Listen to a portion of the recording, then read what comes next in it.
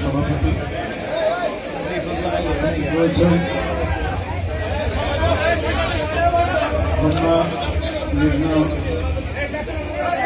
এই অঞ্চলের কৃতি সন্তান শিক্ষক নেতা, নিজেও প্রিন্সিপাল ছিলেন, দীর্ঘদিন শিক্ষকদের নেতৃত্ব করেছেন। আমাদের সাংগঠনিক সম্পাদক বিএনপি অধ্যক্ষ সেলিম ভূঁইয়া, উপস্থিত রয়েছেন ডাক্তার রফিকুল ইসলাম, বিএনপি স্বাস্থ্য বিষয়ক সম্পাদক, পিজি খ্যাতনামা চিকিৎসক, উপস্থিত রয়েছেন ঢাকা বারে অত্যন্ত স্বনামধন্য আইনজীবী অ্যাডভোকেট জয়নাল আবেদীন মেজবা,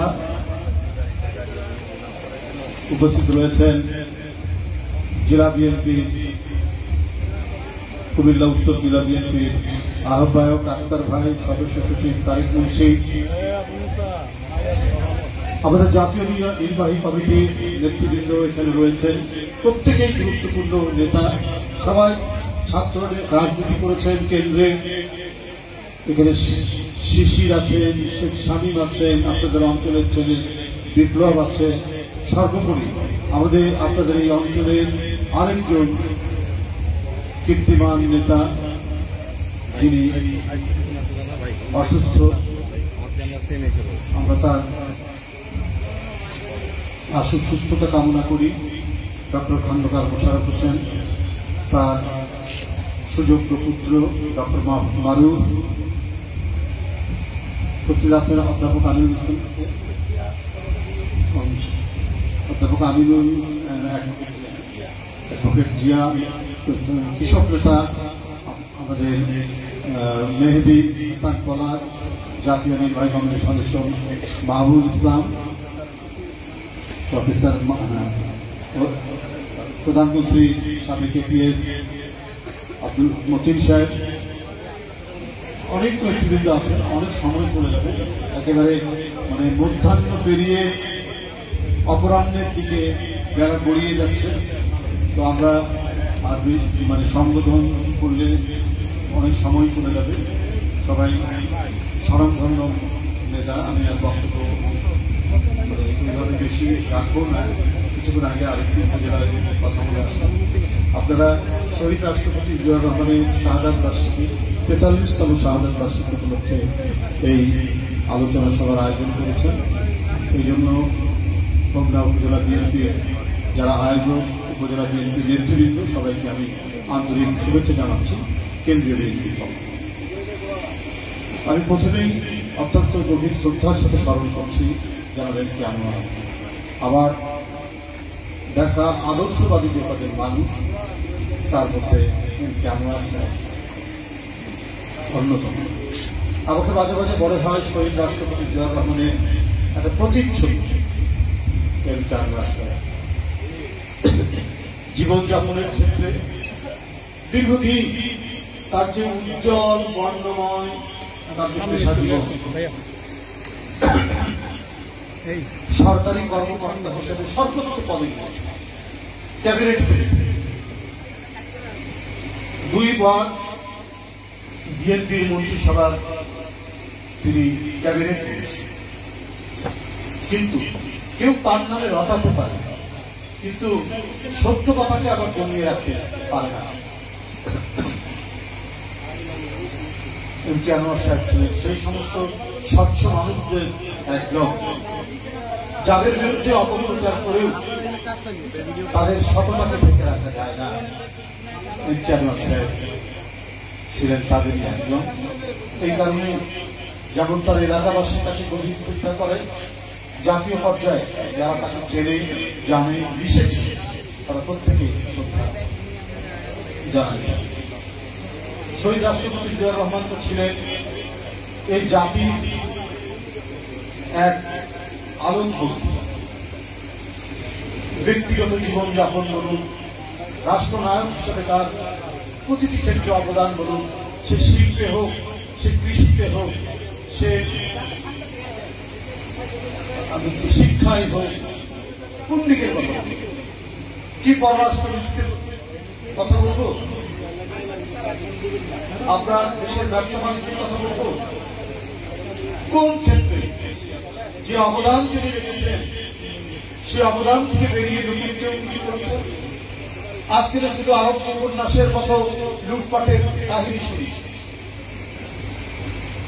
আমরা যে সততা নিষ্ঠায় এম.কে. আনোয়ার সাহেবের মতো এত বড় রাষ্ট্রের আমলাতন্ত্রের এত সর্বোচ্চ জায়গায় উঠেও যাদের কোথাও কোনো ধরনের বৃত্ত বৈভবের কোনো আভাস পর্যন্ত পাওয়া যায়নি, সেইখানে পুলিশ প্রধান আজকে অনেক কর্মকর্তাদের ব্যাংক ব্যালেন্স, তাদের টাকা পয়সা, তাদের টাকা পাচার, তাদের ফ্ল্যাট, তাদের দাবিদারি, তখন আমার মনে হয় যে এদেশের মানুষের কাছে জিয়াউর রহমানের মতো, মহান স্বাধীনতার ঘোষকের মতো, অথবা এম.কে. আনোয়ার সাহেবের মতো আর মডেল বোধহয় তৈরি হবে না।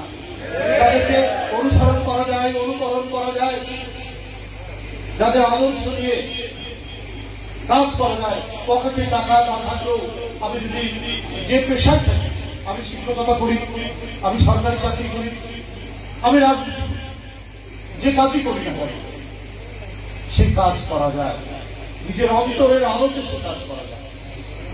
আজকে শেখ হাসিনা সেটা নিরুদ্দেশ করে দিয়েছে, মুছে দিয়েছে বাংলাদেশ। প্রতিদিন শুধু চুরির কাহিনী, প্রতিদিন শুধু ডাকাতির কাহিনী, আর প্রত্যেকটাতে হয় এমপির আত্মীয় স্বজন, না হলে স্বয়ং এমপি, মন্ত্রীর আত্মীয় স্বজন, শালক, স্ত্রী, না হলে সে নিজে। কেউ চট্টগ্রামের পাহাড় উজাড় করে দিচ্ছে, কেউ সুন্দরবনের জঙ্গল উজাড় করে দিচ্ছে। প্রত্যেকটি লুণ্ঠন, প্রত্যেকটি দখলের সাথে সরকারের ঘনিষ্ঠ লোকজন আছে। এটাই সংবাদপত্র। আজকে আগে খুব বিখ্যাত সাংবাদিক বলেছে যে বেনজিরের এই সমস্ত কাহিনী আমাদের কাছে আছে, কিন্তু ভয়ে আমরা বলতে পারি, আমরা ভয়ে কথা বলতে পারিনি। এত খুব নাম করা ইংরেজি পত্রিকার সম্পাদক, তাহলে কোন জায়গায় নিয়ে গেছে? শেখ হাসিনা গুম করিয়েছেন অপোজিশন, বিরোধী দলের নেতা, বিএনপির নেতা কর্মীদের, ইলিয়াস আলী, চৌধুরী আলম, সাইফুল ইসলাম ভিরু, এই যে আপনাদের কুমিল্লার সাইফুল ইসলাম ভিরু, সে এমপি ছিল, এদেরকে অদৃশ্য করছে। তাদেরকে দিয়ে, এই বেনজির সাহেবদেরকে দিয়ে, এদের মতো আরো কিছু কর্মকর্তাদেরকে দিয়ে ওরা বলেছে শেখ হাসিনাকে আমরা তো আপনার জন্য কিছু করলাম, আমরা ভয় দেখিয়ে মানুষকে আপনার পক্ষে ভুয়া ভোট করেছি, দামি ভোট পেয়েছি, অতএব আমরা যা করব আপনি সেই দিকে কোনো তাকাতে পারবেন না। তাই মানুষের ফসলের জমি আত্মসাৎ করেছে তারা।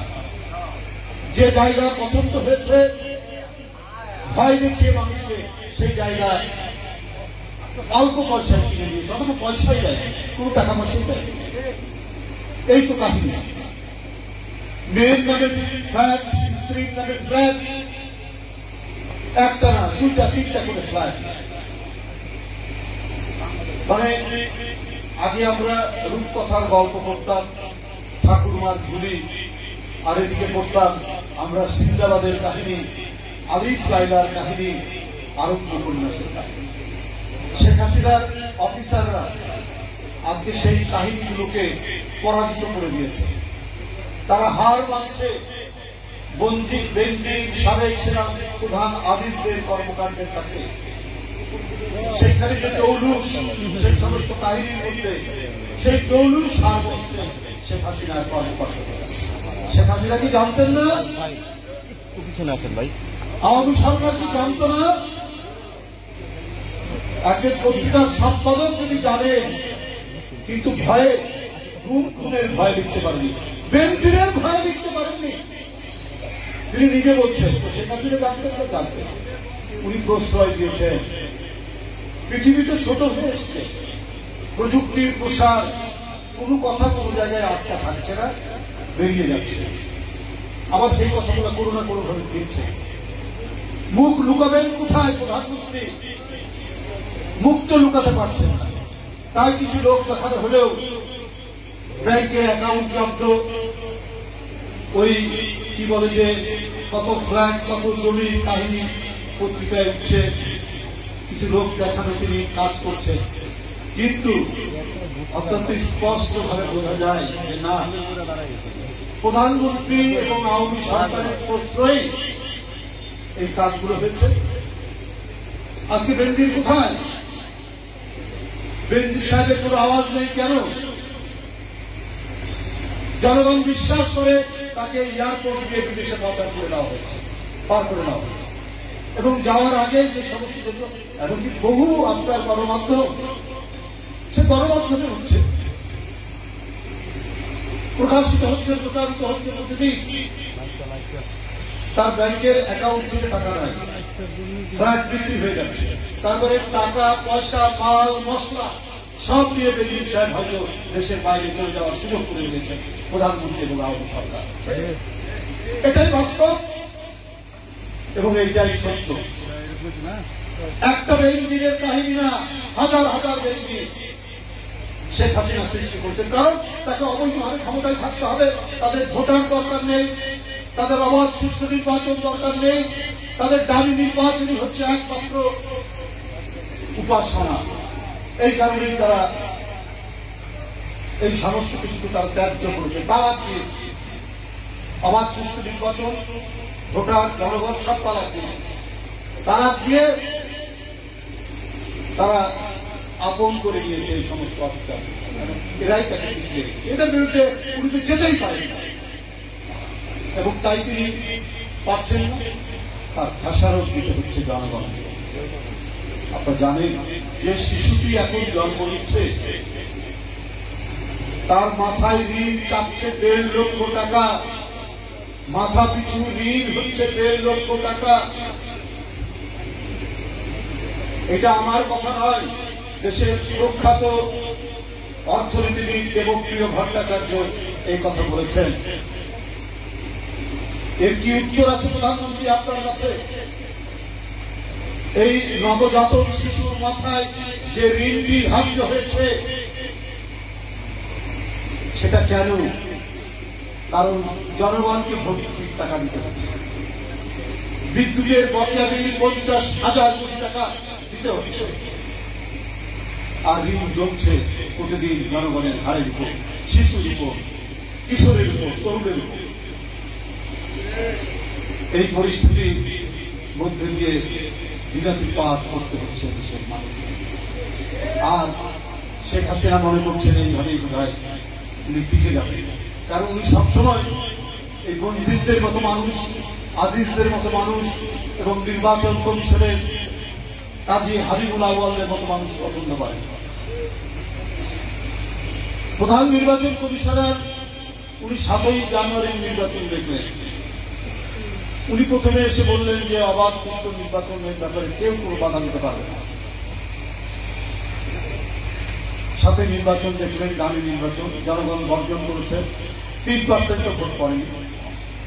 কিন্তু প্রধানমন্ত্রীর অফিস থেকে কম্পিউটারে টাইপ করে যে পার্সেন্টেজ, যে শতকরা হার নির্বাচন কমিশনে যাবে, সেই নির্বাচন প্রধান নির্বাচন কমিশনার নির্বাচনের দিন বিকালবেলা সেটা বলবেন। ও ভোট কেন্দ্রে কি হলো, কত ভোট করেছে সেটি তার দরকার নেই। প্রথমবার 4র্থ দফা উপজেলা নির্বাচন, 4র্থ দফায় নির্বাচনের শেষে উনি বলে দিলেন 40%। আমরা জানি, জনগণ জানে, ভোটাররা জানে, যারা যায়নি তারাও দেখেছে ভোট সেন্টারগুলোর কি হাল, কি দশা, লোক নেই, সকাল থেকে জনশূন্য। ওই যে সেলিম ভাই বলেছেন হাঁস রাজহাঁস বিচরণ করেছে। কতগুলা আমরা জিনিস দেখেছি শেখ হাসিনার নির্বাচনে, নতুন নতুন কিছু প্রাণী দেখি। 14 যে নির্বাচন বিএনপি বয়কট করেছে, তখন দেখা গেছে গরু ছাগল, কুকুর গরু ছাগল। দামি নির্বাচন দেখে গেল, এটা বর্জন করেছে সমস্ত গণতন্ত্রকামী বিরোধী দল। সেখানে দেখা গেল গরু ছাগলের পাশাপাশি কুকুরের পাশাপাশি বানর। এইবার দেখা গেল রাজহাঁস আর হাঁস এরা বিতরণ করছে, মানুষ নেই। তো প্রধান নির্বাচন কমিশনকে বলা হলো কি ব্যাপার, আমরা তো কেউ দেখলাম না। বলছে না, এখন তো ধানের মৌসুম, মানুষ বড় ধান কাটছে। তখন কিন্তু ধান কাটা অলমোস্ট শেষ হয়ে গেছে। আর ঝড় বৃষ্টির ক্ষতি, এবার তো ঝড় বৃষ্টি হয়নি। প্রধান নির্বাচন কমিশনারকে এই কথাগুলো বলতে হবে। এই কথাগুলো না বললে পরে ওনার চাকরি থাকবে না শেখ হাসিনার কাছে। এবং এই কারণে শেখ হাসিনা একবারে আগুনে পুড়িয়ে পুড়িয়ে খাঁটি সোনার মতো আওয়ামী লীগার খুঁজে নিয়ে এসে নির্বাচন কমিশনে বসিয়েছেন।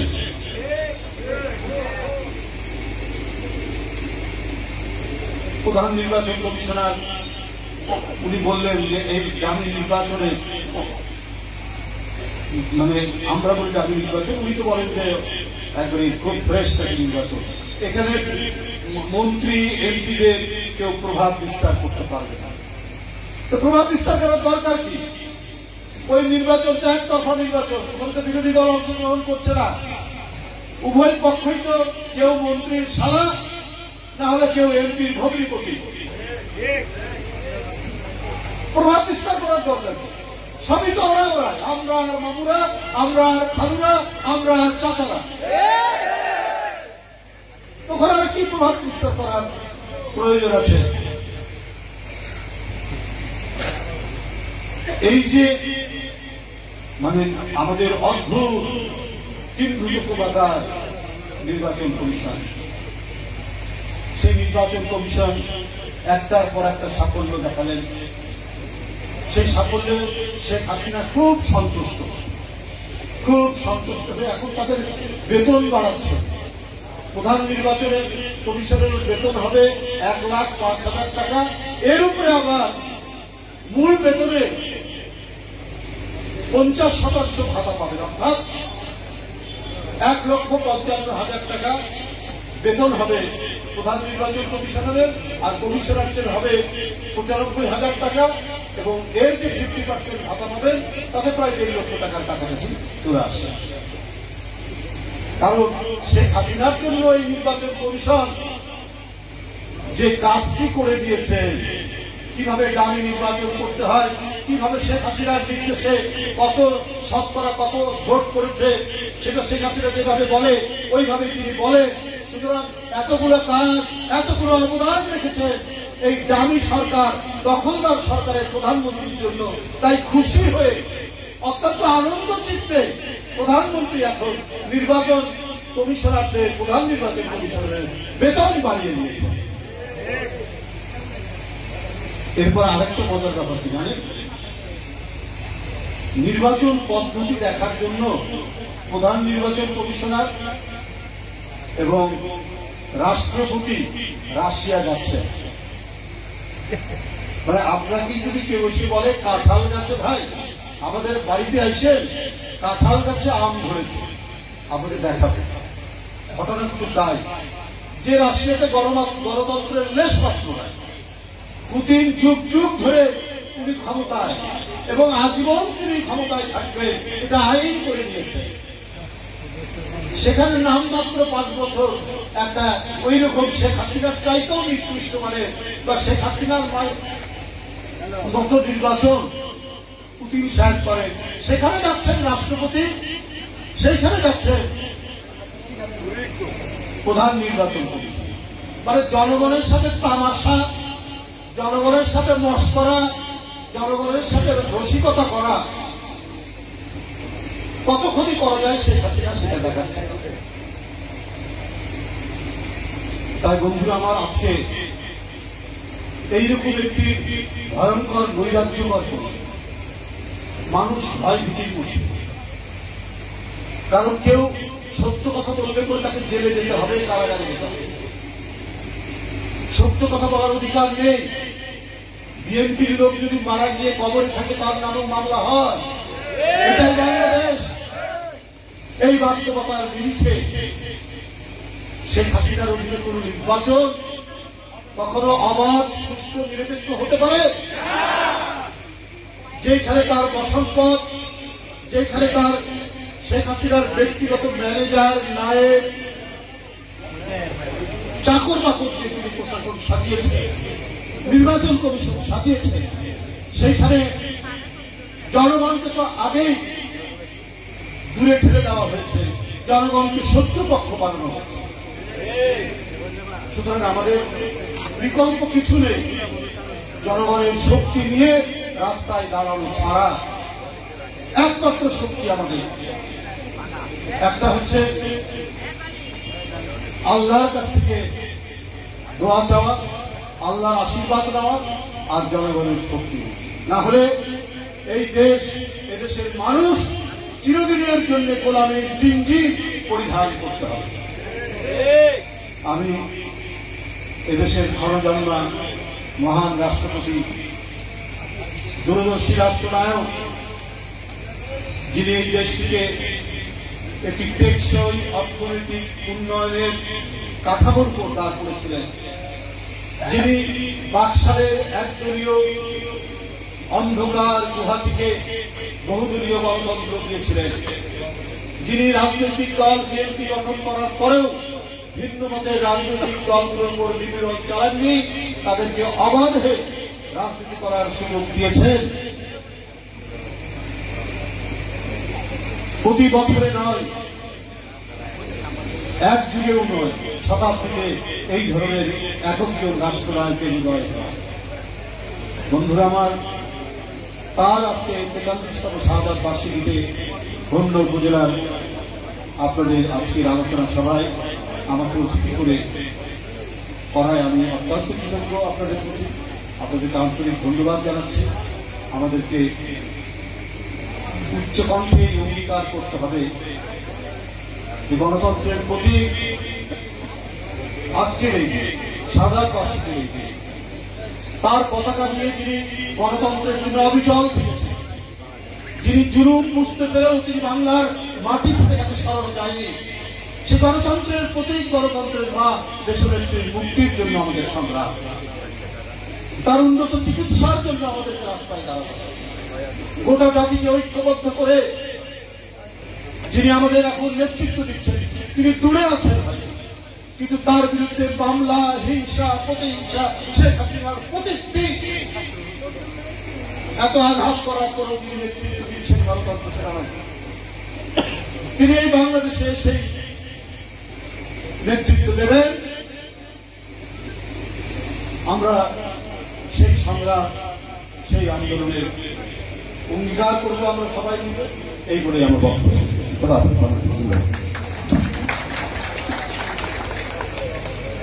ধন্যবাদ আমাদের আজকের মাননীয় প্রধান অতিথি